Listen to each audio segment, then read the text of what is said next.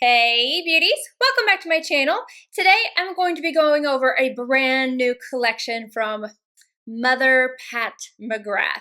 This is called the Eyedols collection, and there's 17 single eyeshadows with 11 being re-promotes that are already in some of her other palettes, as well as 6 brand new shades and 3 different finishes. I'm going to go over these little bad boys before I do 2 tutorials, and I'm only going to be using the new shades, but I will be swatching all of the shades that come in these singles. So let's go ahead and just dive right in. First, I want to talk about the packaging because this is really pretty. It's neat, it's different, and it's definitely Pat McGrath. So you have Pat McGrath Labs written across the top. It's a magnetic closure. It is plastic, but it's kind of like a floating picture. If you guys can see, it's black around the edges, and then there's this little piece in the center that is clear. You can see through it. And so it's like a floating picture. Instead, it's a floating eyeshadow, which is really, really cool. My only thing is that I really wish that you could just pop these out. I've kind of played with them a little bit to see if I could, but I was scared I was going to break it. If anybody has actually tried and successfully done that without shattering your shadows, let me know, because I think that this would be way easier for me to get more use out of if I could put them in a palette. These retail for $25 a piece. She also has trio, so you can get 3 for $65 that are pre-selected. So if you wanted to go that route, you definitely could. The 3 different finishes we have are mattes, shimmers, and metallics. Now I'm going to go ahead and show you guys the swatches of all the shadows. I will have a star above all the ones that are new, but the others come from these palettes right here, which are the minis.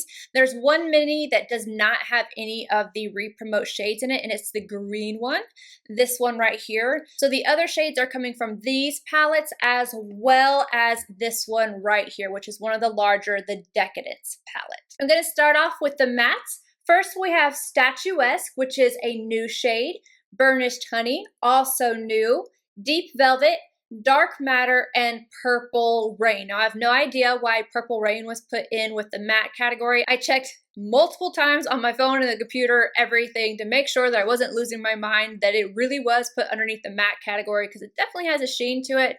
But the only thing I can say is that when you click on it, it does say that it's a pressed pigment, so maybe it just got thrown in with the mattes, but I would definitely tell you it is not a matte shade. Next up, we have the shimmers, and none of these are new. We have Celestial, Gold Standard, and Pale Fire. Then we're going to move on to the metallics. All of these right here are brand new.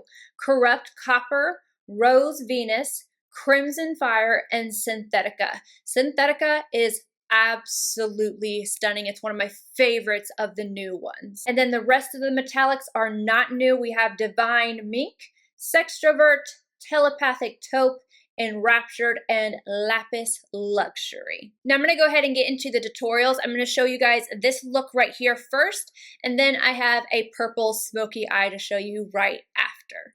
For the look that I'm currently wearing, I'm starting off with Burnished Honey on a Wayne Goss number 18. As you can see, this is super pigmented, so I'm starting on the outer corner of the eye. I'm tapping this into place, and as less product is on my brush, I'm bringing it upwards into the crease and into the transition area. I go back in a few times because I want the outer corner and the crease to be a little bit more pigmented, and then the transition area to be a little bit more blown out and less pigmented.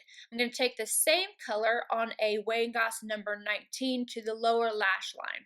I'm starting on the very outer corner because, again, a lot of pigment, and then I'm working it inward, but I'm not going to take it all the way to the inner corner. Same brush and Crimson Fire, I'm taking this directly into the crease and then slightly upwards. This is just going to add a little dimension to the look.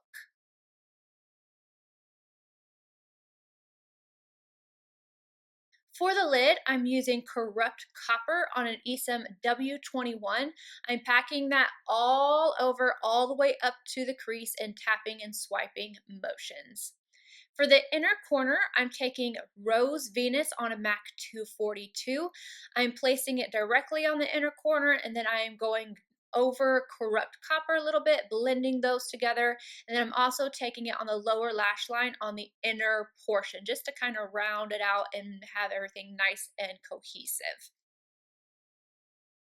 Now to highlight the brow arch, I'm using the highlighter that I have on my face today, which is AMREZY from Anastasia Beverly Hills. And then I finished off the look with Milk Boss liner on the inner rim and a pair of Kiss Ritzy lashes.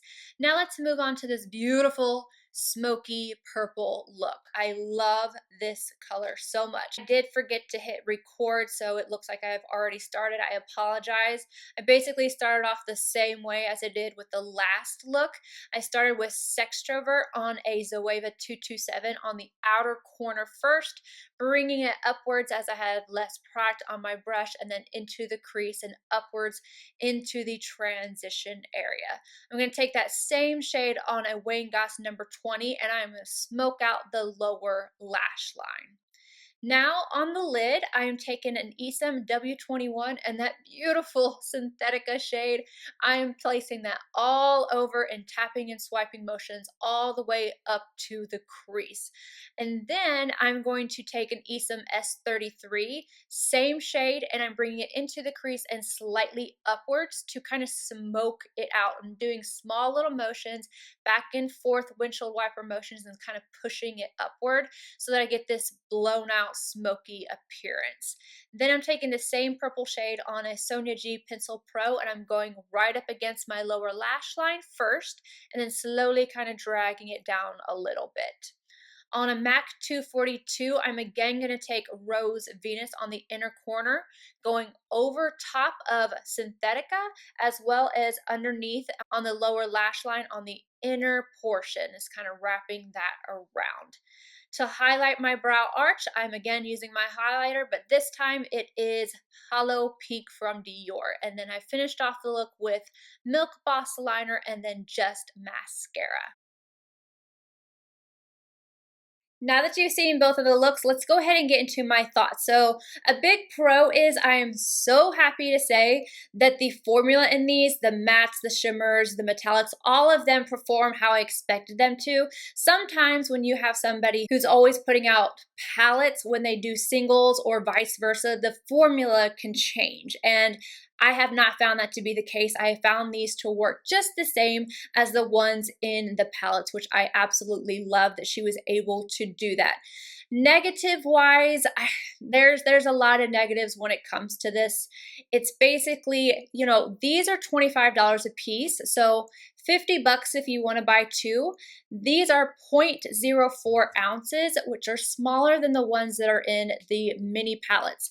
The mini palettes have 6 shades in them, and they're $55. So I feel like they either needed to make these larger or drop the price down, because I do feel like $25, even though like she's got an amazing formula for each single, is just a little bit too high. I do also wish there was an easy way to just pop these out so that you could put them in an individual magnetic palette. I wish there was a little hole or like a little ridge on the inside that you could easily take the shadow in and out. So if I wanted just the single, or if I wanted it in a palette, then I could do that, but you can't. So I don't know.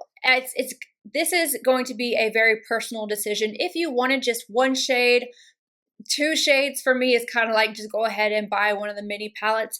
I feel like this is just a little too high priced, but the quality is amazing. So I have to tell you that quality wise, it's 100%, but price wise, size wise, it's a little disappointing. So I'm kind of 50-50 on these, and I don't know if I'm going to try and depot these and accidentally ruin them or what I'm going to do, but those are my thoughts on the product. I hope you guys enjoyed this, found it helpful. Let me know what you think down below, and I will see you guys in my next video.